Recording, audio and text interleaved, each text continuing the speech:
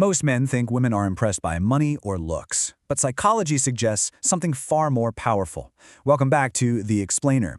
Today we're cutting through all the noise and diving deep into the actual science of sincere, completely manipulation-free attraction. We're stripping away the gimmicks, we're tossing out all that toxic internet advice, and we're looking strictly at what established behavioral science and famous psychology research actually tell us about human connection. Okay, let's dive into this. So, let's start with a really basic but absolutely crucial question. What actually creates genuine attraction? Now, if you spend any time browsing social media, you'd probably assume the answer is entirely superficial.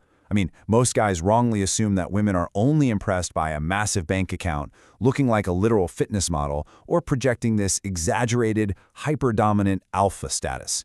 But is that actually how the human brain is wired? As you can see here, there is a massive, and I mean massive gap between cultural dating myths and reality. The expectation out there is that money, looks, and alpha status are the only things that matter. But honestly, that's just noise. The reality is that psychology, behavioral science, and emotional intelligence are the true drivers of deep connection. Science tells us that what we've been taught to prioritize is often completely misaligned with our actual biological and psychological drivers for attraction. Which brings us to Section 1, Debunking Toxic Dating Myths. We've got to clear out the bad advice before we can build a solid foundation. Let's look at this table and weigh some of these common myths against actual scientific truths. First up, playing hard to get. The internet loves this one, but science shows authentic interest is far more compelling. What about ignoring someone to create attraction? Absolutely false. True connection requires your attention. Then there's the idea that being an alpha is enough, which is totally disproven, by research showing emotional intelligence wins out every single time. And money? It's not the cash that creates the bond, it's the trust and security that money sometimes represents. So while manipulative pickup artist tricks might capture fleeting attention, they fail miserably in the long term compared to an authentic, emotionally intelligent connection. Moving right along to Section 2, the science of first impressions. Let's break down exactly what happens when you meet someone new. To really understand first impressions, we have to look at Olivia Fox-Cabane's concept of warmth before competence. Think about it evolutionarily. When we meet someone new, our caveman brains first ask a basic survival question: is this person safe? That's warmth. Only after establishing that safety do we ask, are they capable? Trying to look overly impressive, dominant, or competent immediately actually triggers defensive psychological barriers. It basically sets off an alarm in their brain. So how do we ethically apply this? Well, it's pretty straightforward. First, exhibit open body language to subconsciously signal safety. Second, offer a genuine smile to build that initial trust. And third, demonstrate authentic interest in them first. The absolutely crucial point here is to avoid the common mistake of arrogantly showing off your skills or status too early in a conversation. You always want to lead with warmth. Now, once you've successfully established warmth, Daniel Kahneman's famous halo effect kicks in. You might have heard of this. It's a cognitive bias where a positive impression in one single area unconsciously and positively influences opinions in completely unrelated areas. It's basically an automatic shortcut the brain takes to evaluate someone based on one really strong positive trait. It's like a positive filter is placed over everything else you do. In practical, everyday terms, this means that good grooming, confident posture, and just genuine basic kindness ethically trigger this cognitive bias.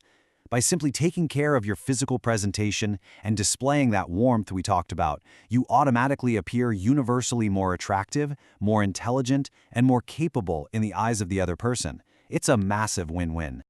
All right, let's transition to Section 3, deepening the connection. Here's where we move from a good first impression into building a real psychological bond. Deepening a connection always begins with active listening, as outlined in Chris Voss's communication principles, and he was an FBI hostage negotiator, so he knows a thing or two about communication. This isn't just passively hearing words while eagerly waiting for your turn to speak. We all know people who do that, right? True active listening involves fully concentrating, understanding, responding, and remembering. It's rooted in a genuine, profound curiosity about the human being right in front of you. And we execute this through something called ethical mirroring. First things first, eliminate distractions. Literally put the phone away. Second, maintain comfortable, natural eye contact. Not a creepy stare, just comfortable presence. And third, reflect back key phrases they use to show you truly understand what they're saying. Maintaining this kind of intense, focused presence neurologically makes the other person feel incredibly valued and truly seen. The great thing is, active listening naturally uncovers shared ground, which triggers Elliot Arnson's similarity attraction effect. This is the psychological tendency for humans to be naturally drawn to people who share our beliefs, our values, and our interests. Now, to be clear, the goal here isn't to fake a hobby just to impress someone.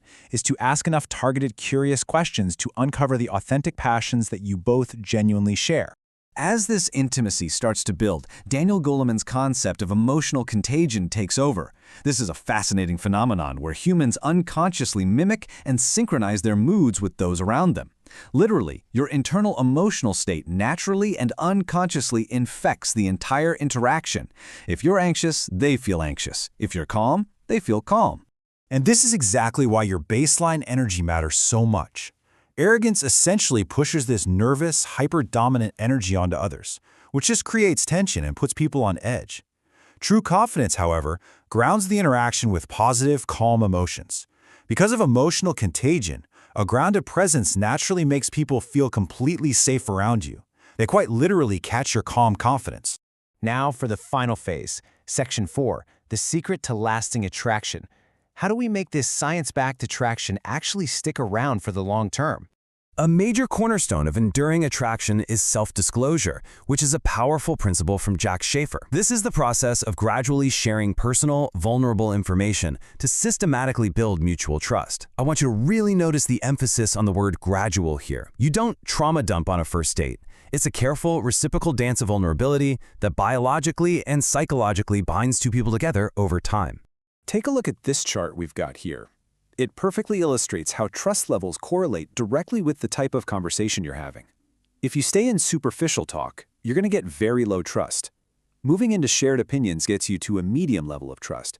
But here's the key. Trust only hits its absolute highest peak when we bravely move past the superficial and start sharing those vulnerable truths. Consistency also plays a massive role in the long game, and this is driven by Robert Cialdini's mere exposure effect. Essentially, people tend to develop a preference for things merely because they are familiar with them. Having a consistent, positive, and ethical presence naturally deepens a partner's liking of you over time. You honestly do not need wild, unpredictable, grand romantic gestures all the time. You just need to be consistently good. But what happens when the date or the interaction actually winds down? Enter Daniel Kahneman's peak end rule. This is fascinating. Our brains do not remember an entire interaction like a continuous video recording. Instead, we judge an experience largely based on a couple of snapshots, how we felt at its emotional peak and exactly how we felt at its end. So, the highly actionable takeaway here is to always leave them feeling respected and deliberately end dates on a high note. A massive mistake people make is overstaying until the energy naturally drops, people get tired, and things just get kind of awkward. You want to conclude the interaction while the energy is still high, cementing a remarkably strong, attractive, and positive memory in their mind. To completely synthesize all these concepts, lasting attraction is never ever a manipulative trick. It is simply the natural byproduct of cultivating core, healthy traits. We're talking about emotional intelligence, respect, authenticity, confidence, purpose, and kindness. If you build that internal foundation, the external attraction effortlessly follows. It's science. As we wrap up, I want to leave you with this really beautiful philosophical insight inspired by Jonathan Haidt's work. Happiness is not something you can find, acquire, or achieve directly. It is a product of human connection. True fulfillment in dating doesn't come from playing games, testing alpha theories, or chasing superficial metrics. It comes from authentic, scientifically grounded human connection. So I'll leave you with this. Are you trying to perform a role, or are you actually ready to build a genuine connection? It is time to drop the act, forget the manipulative tricks, and start connecting like a secure, emotionally intelligent human being. Thank you so much for joining me on this explainer. Stay curious, keep growing, and I'll see you next time.